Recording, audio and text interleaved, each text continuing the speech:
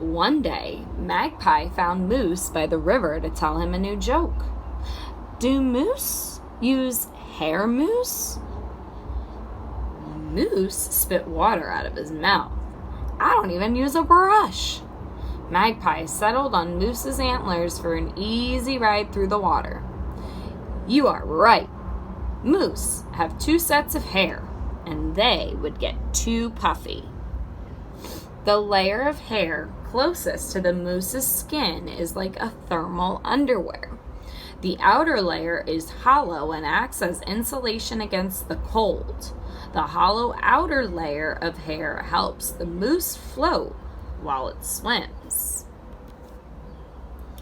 As summer turned to fall, leaves flittered down from the trees. Magpie spent her days building a bigger nest. Moose rested under the trees.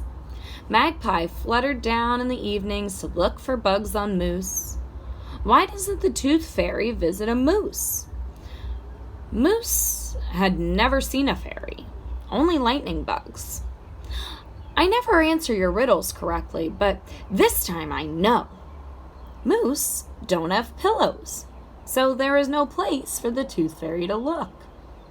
Moose shook his head to make Magpie fly away. She began to sing a tune.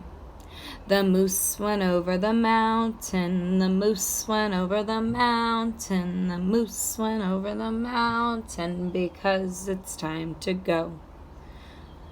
You're right. I'll feel better if I walk towards the mountains. And moose migrate to mate. Magpie followed him. How do you catch a unique moose? Moose finally thought up an answer. Unique up on him, he said. Moose perked up his ears. Be quiet, Magpie. I hear hunters. Magpie whispered. How do you catch a tame moose? Moose snorted and stamped his hooves at the bird. Be quiet! Magpie snickered. Tame way!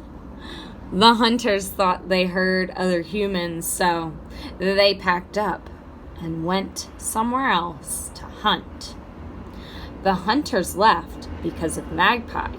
Some magpies can imitate human voices.